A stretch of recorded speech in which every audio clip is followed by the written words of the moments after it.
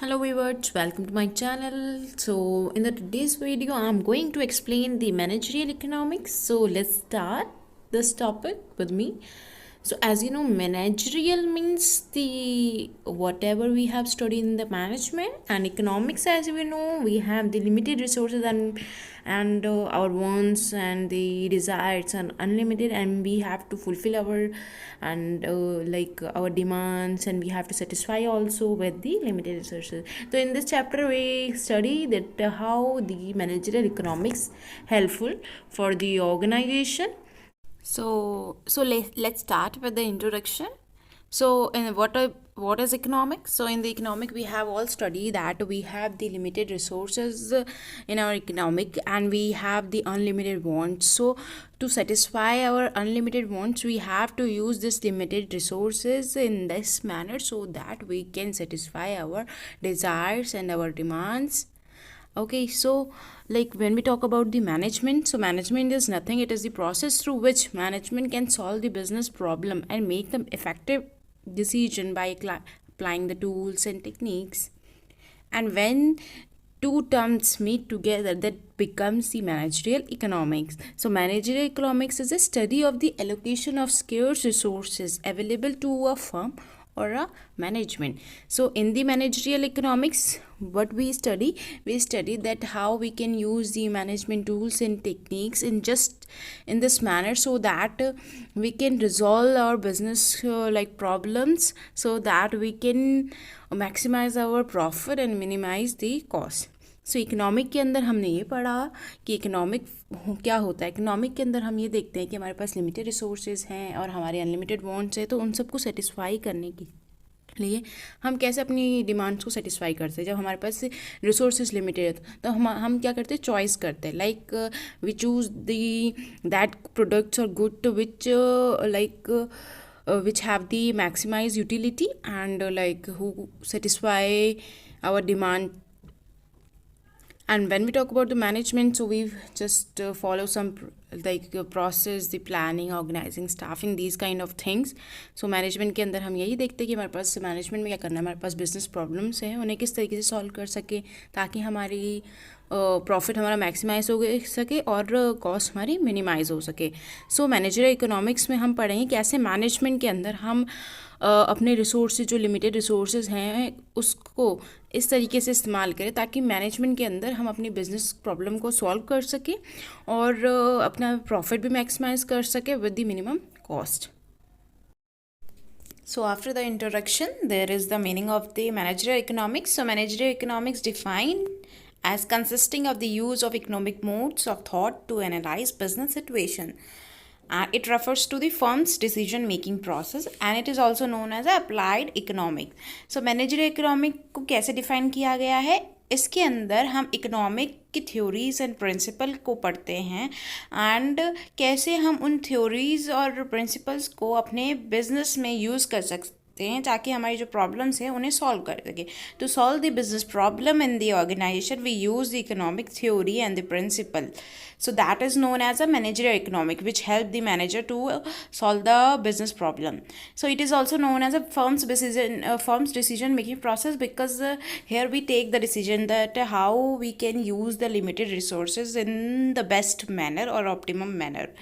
And it is also known as applied economics. So applied economic क्या होता है, applied economic का means होता है कि हम इकोनॉमिक्स की थ्योरीज को एंड प्रिंसिपल को रियल लाइफ में अप्लाई करते हैं या बिजनेस में हम अप्लाई करते हैं. कैसे वो थ्योरीज और principle, demand and supply, price determination, कैसे ये एक बिजनेस के अंदर इम्पोर्टेंस रखता है. तो this is known as a applied economics.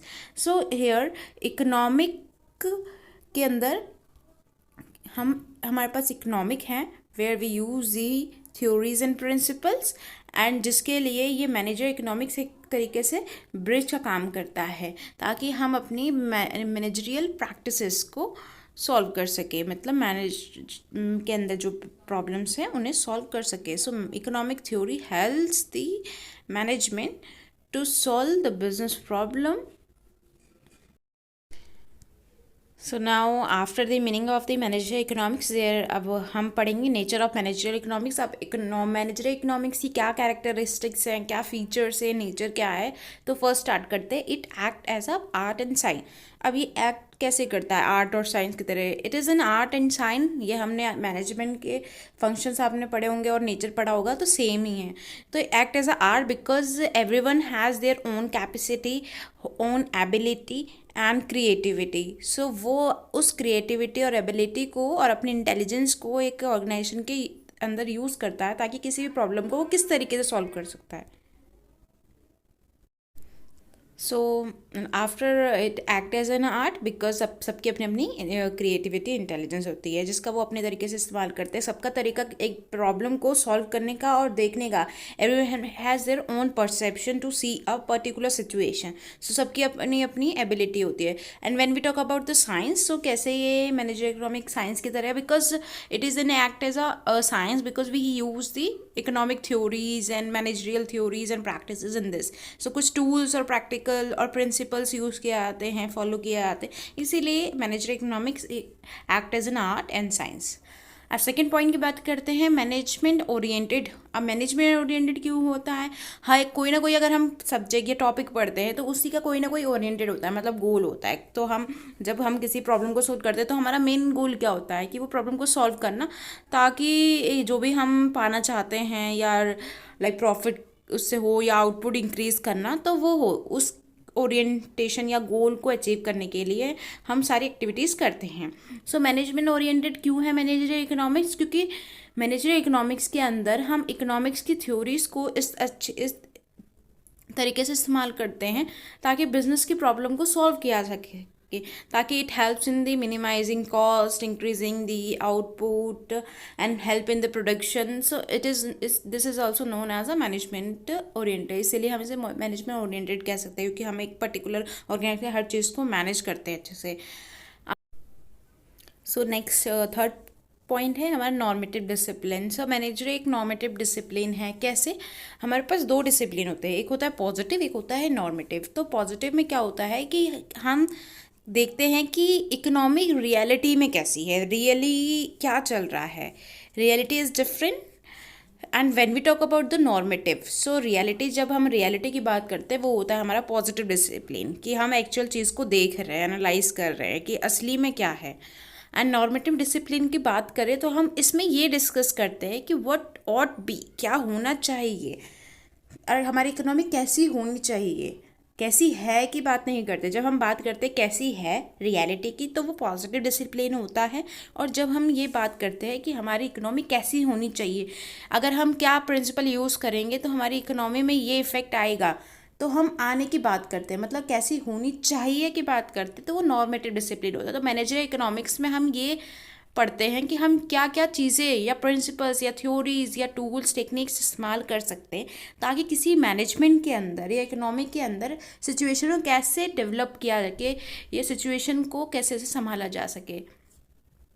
तो सेकंड पॉइंट, नेक्स्ट पॉइंट पे आते हैं, तो डील्स इन माइक्रो इकोनॉमिक्स। अब manager economics deals in micro economics. तो माइक्रो और मैक्रो तो आपको पता ही होगा। Micro economics where we study about an individual person और a firm, and macro economics where we study about the like group of the individual या whole economy. So ये डील कैसे करता है micro economy? Because manager economics help करता है एक management को कि एक फर्म कैसे अपने एक बिजनेस के अंदर प्रॉब्लम्स को सॉल्व कर सकता है, कैसे वो अपने लिमिटेड रिसोर्सेज को इस्तेमाल कर सकता है ऑप्टिमम मैनर में। तो इसीलिए डील करता है मैक्रो इकोनॉमिक्स में। एंड नेक्स्ट पॉइंट है uses the macro economics concept. अब वो माइक्रो इकोनॉमिक्स मतलब अपनी इंडिविजुअल फर्म को देख रहा है, मैनेज कर रहा है, बट वो मैक्रो इकोनॉमिक्स मतलब एक्सटर्नल फैक्टर से भी लाइक ये एनालाइज करता है, ये कैसे एक्सटर्नल फैक्टर्स है या अदर कंपनी जो है कॉम्पिटिटर है वो क्या स्ट्रैटेजी अपना रहे हैं ताकि उनको हाई प्रॉफिट हो रहा है, ऑप्टिमम उनकी आउटपुट इंक्रीज हो रही है, प्रोडक्शन इंक्रीज हो रहा है। तो हम यहाँ पर अपनी मैक्रो इकोनॉमिक कॉन्सेप्ट को यूज़ करते हैं। एंड मल्टी डिसिप्लिनरी है next point, it is a multidisciplinary. After the nature of the manager economics we have the scope of manager. अब मैनेजर इकोनॉमिक्स के स्कोप ब्रॉडर स्कोप है। कैसे? क्योंकि it helps in demand analysis and forecasting, pricing decision, policies and practices, production and cost analysis, helps in national income analysis, capital management, profit management, business cycle. So next हम धीरे धीरे इन सारे points को explain करेंगे. So here we can start the explanation. First point is demand analysis and forecasting. So what is demand analysis? Demand analysis क्या होता है?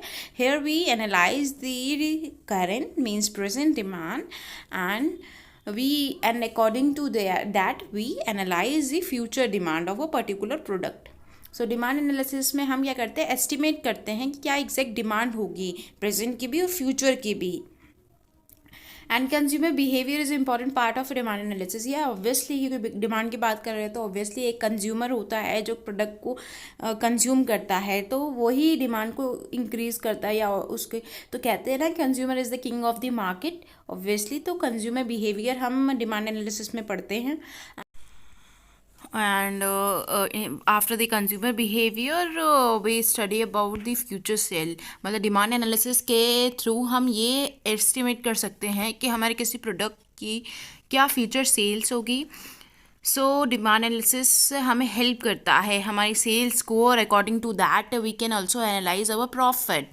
We can estimate the what will be the profit in the future for a particular product when we go to sell that product in the market.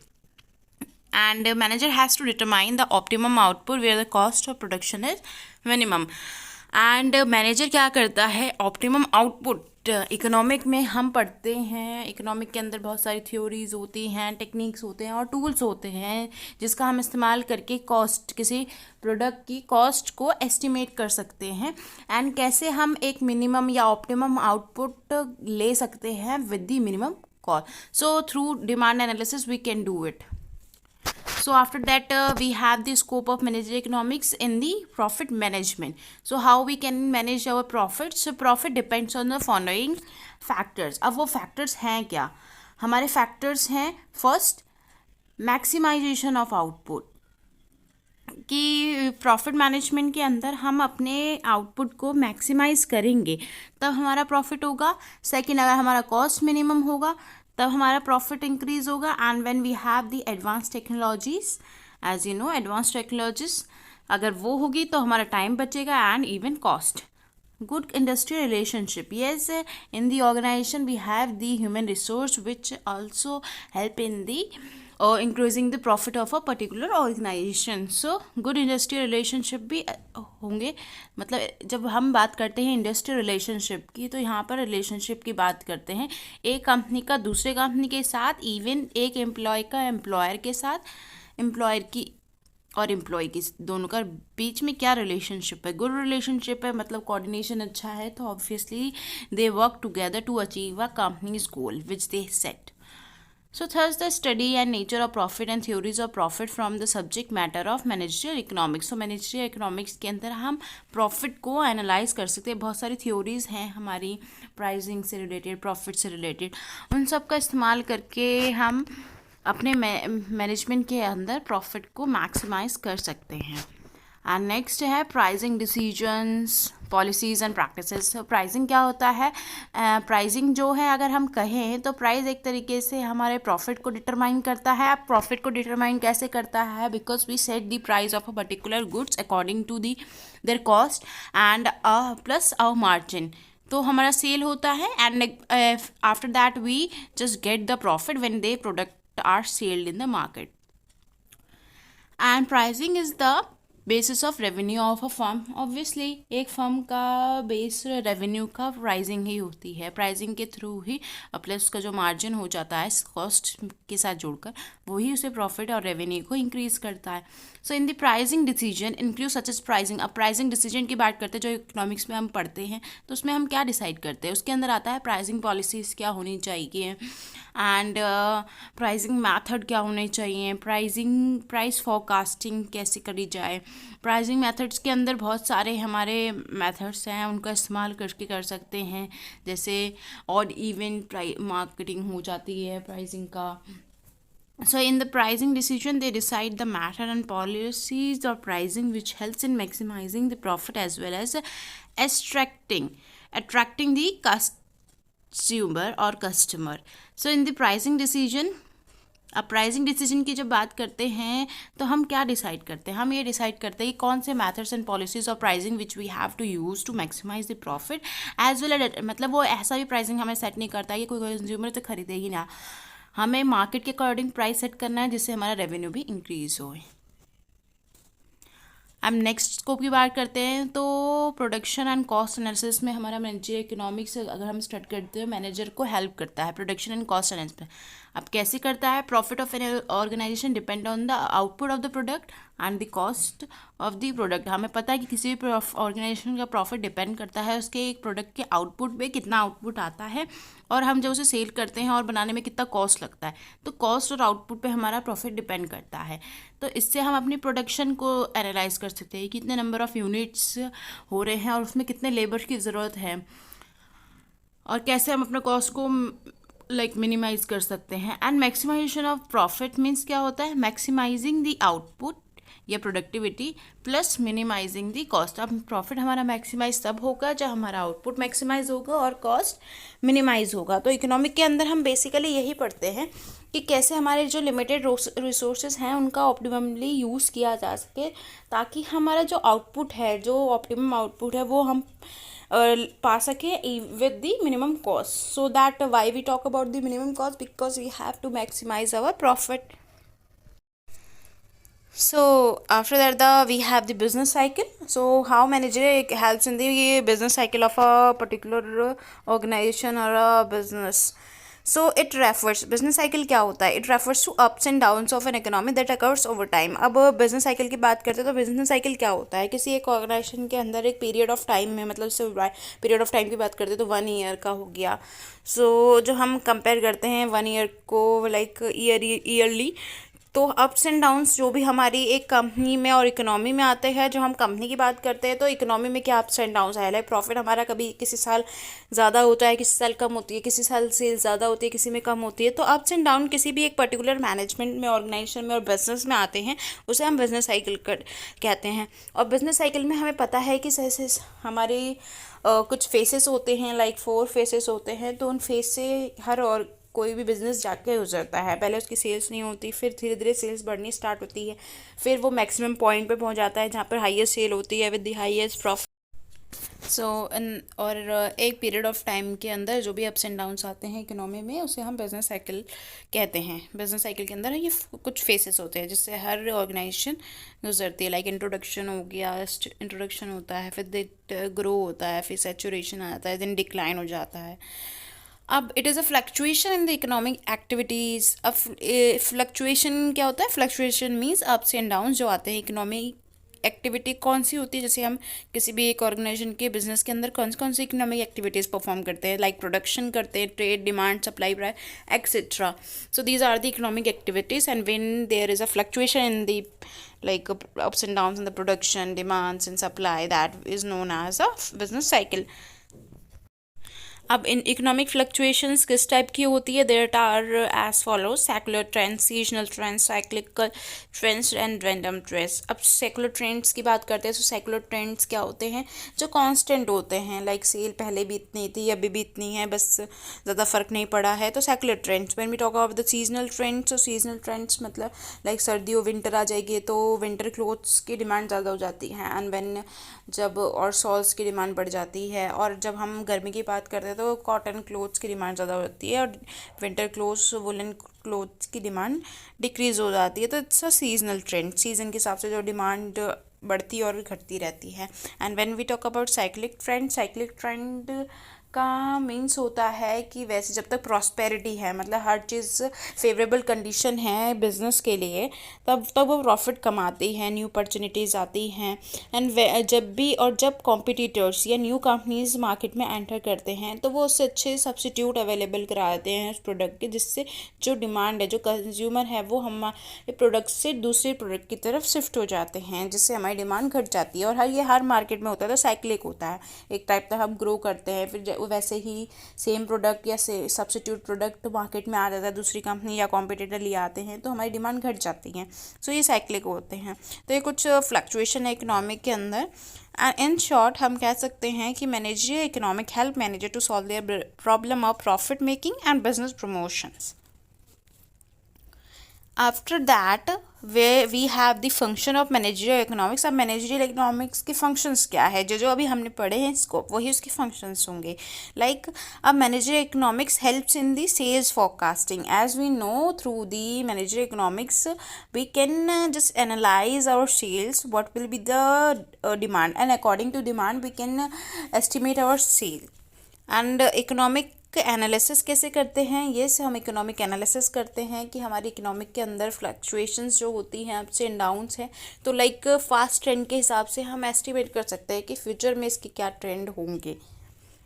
Pricing decision economic के अंदर हम पढ़ते हैं, we decide the price and that price we set, उस type का price हम set करते हैं किसी प्रोडक्ट का जो कस्टमर को भी अट्रैक्ट कर दे और हमारे रेवेन्यू को और प्रॉफिट को भी मैक्सिमाइज कर दे। बिकॉज हम प्राइस जब सेट करते हैं तो हमारे पास देखो क्या देखना होता है कि हमारे पास कॉम्पिटिटर्स भी हैं, तो हम ऐसा प्राइस नहीं सेट कर सकते किसी प्रोडक्ट का कि लाइक ज़्यादा करेंगे तो हमारे जो कंज्यूमर हैं वो दूसरे कॉम्पिटिटर्स की तरफ शिफ्ट हो जाएंगे।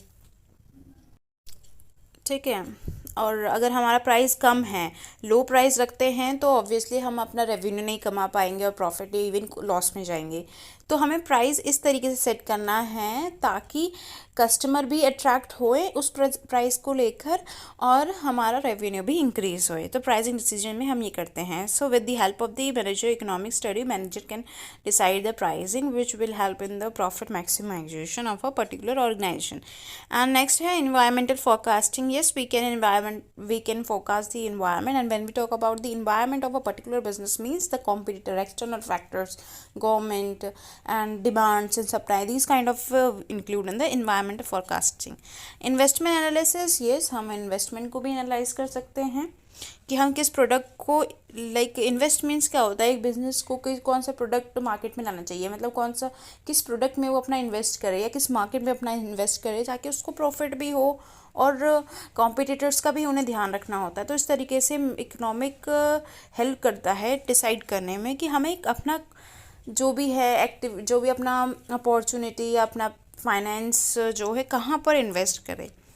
कैपिटल मैनेजमेंट की बात करते हैं तो हमारे पास दो तरीके की मैनेजमेंट आती है, working capital management, as we know that. So capital management means होता है कि मनी को किस तरीके से हम मैनेज करेंगे, क्योंकि हमारे पास डे टू डे एक्टिविटीज़ के लिए पैसे की ज़रूरत होती है, कैश की ज़रूरत होती है, ठीक है, और लॉन्ग टर्म प्रॉफिट के लिए हमें अपना बिजनेस में इन्वेस्ट भी करना होता है। तो इकोनॉमिक के हिसाब से अगर हम स्टडी करते हैं तो मैनेजर हेल्प कर सकता है, मैनेजर को हेल्प करता है manager economics in the management of the capital. Capital means finance और money.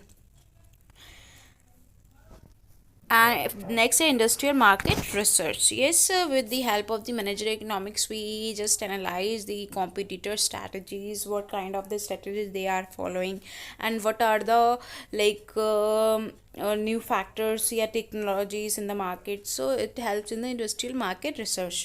Research means finding out the new fact. So hope आपको मैनेजर इकोनॉमिक का मीनिंग समझ में आ गया हो। Thanks for watching this video. So manager economics का अगर हम पहले से देखें कि हमने क्या क्या पढ़ा था, तो मैनेजर इकोनॉमिक्स मीन्स होता है कि application of the economic theories and in the managerial practices. So economic के अंदर हम मैनेजर इकोनॉमिक्स के अंदर हम इकोनॉमिक्स थ्योरीज को यूज़ करते हैं अपनी मैनेजरियल प्रैक्टिसेस के साथ ताकि हम किसी भी बिजनेस की प्रॉब्लम को सॉल्व कर सकें। सो होप आप लोगों को ये वीडियो पसंद आया हो and just wait for my next video. Thanks for watching.